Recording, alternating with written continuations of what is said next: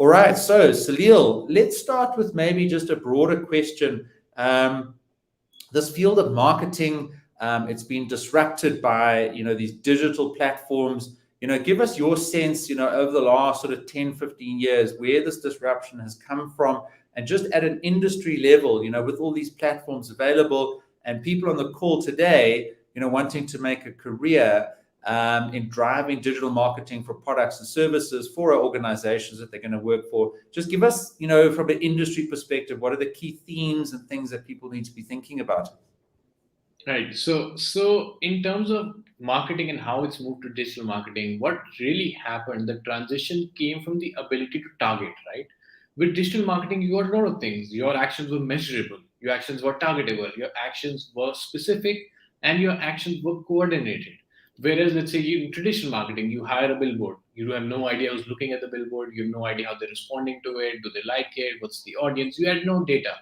But digital marketing gave you all this form of data that you can just start exploring and start exploiting. Then what happened was Facebook launched Facebook Pixel, where they allowed you to track each and every user and gave you in-depth detail of every user. So with Facebook Pixel, you not only had now have the IP address of the visitor on the website, you knew their name, you knew their age, their income, their interest, you knew everything about that because Facebook had all that data and it started giving out that data to its users. Now, because of that, digital marketing became very powerful. So even if I sell a product, I can sell that product to two different types of audiences. And when we create customer persona in a marketing course, we can sell that product to same two different types of customer persona, but target them separately, create new marketing campaigns for them, specific market campaign for them with the features that are relevant to that specific group of people and that customer persona.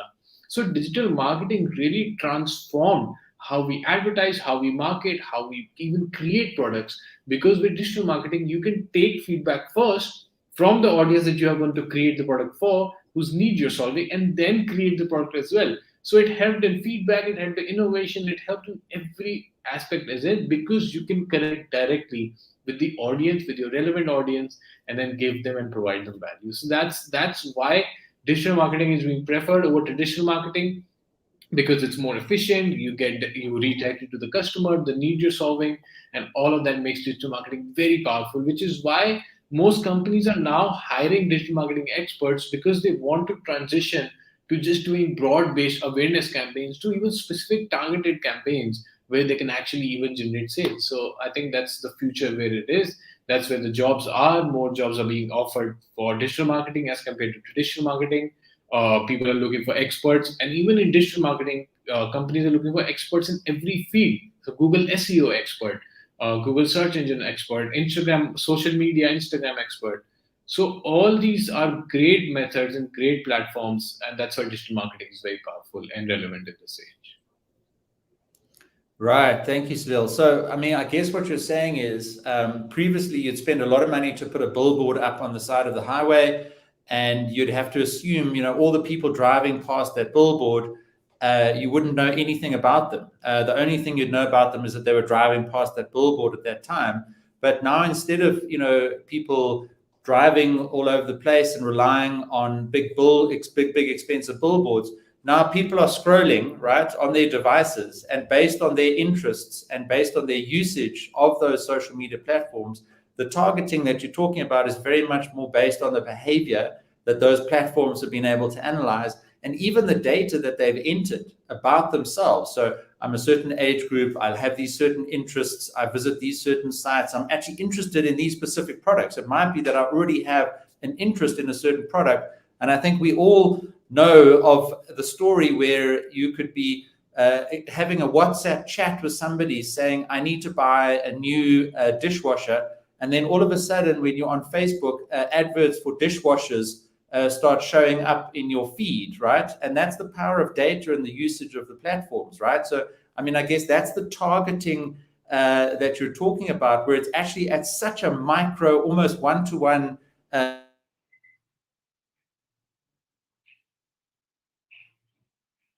level of the organizations that are selling those products. But just talk about that dishwasher example, because I think we've all experienced that. I even know of people who will talk about buying a dishwasher, and they'll have an Amazon Echo or a Google Home, which was potentially hearing their audio. And then without actually typing anything in or visiting any websites, they will see something pop up on a social media feed related to what they were talking about with somebody in the same room as an Alexa, Echo, or a Google Home. Is that actually happening? Ideally, it should not happen, Peter, and technically, it should not happen. The dishwasher example, when you talk about saying it on WhatsApp, it should not happen because WhatsApp does end-to-end encryption as it tells us. And even though Facebook has acquired WhatsApp, it cannot break the encryption, so only you and I can see the messages. So that should not happen on a WhatsApp chat. But yes, if you search on Google, it will happen. If you search on Facebook, it will happen. If you go on a website of a dishwasher or on Amazon or something like that, yes, it will definitely happen because all the websites have basically pixel and code installed and cookies installed that track your activity across the internet. And a great thing about digital marketing is when iOS 15 came in, Apple introduced these privacy restrictions where you can toggle off being tracked by all the websites and your tracking history being tracked. So if you turn that off, Facebook will no longer be able to track which website you go on, and that's why Facebook revenue has been down. Facebook share stock price dropped 20%. They missed their revenue estimates, their profit, all of that. So Facebook is having a real bad time now because Apple said, "Stop it! Stop tracking our users, stop tracking their activity, and stop seeing everything they do." So yes, it's a very gray area in terms of ethics, and privacy is a big concern. And I sure that that happens to you. But what is in general, if you talk about a broad sense, that you do leave footprints, right? Let's say you have a pet, you're a pet owner, you will leave that footprint, you will search for pet food, pet products, and something like that. So, from a digital marketing point of view, it's great for the company and for the brand because I know you have a pet. So, I know I can sell you the dog food or I can sell you that new pet latest toy. So, that's great from a company's point of view, not so great from a user's point of view. And that's where sort of the ethical gray area is coming, where Facebook is now limiting the type of interest it can track. They are limiting the type of number of pages being tracked. You can turn off app tracking. You can turn off various tracking. There is private browsing, incognito, using VPN. So users are also doing multiple things to not be tracked. But what the gray area will settle down, as per my interpretation, is it'll be at a point where you will have a great experience browsing because at the end of the day, as a dog owner, you are looking for great dog products to keep your dog entertained or healthy and stuff like that.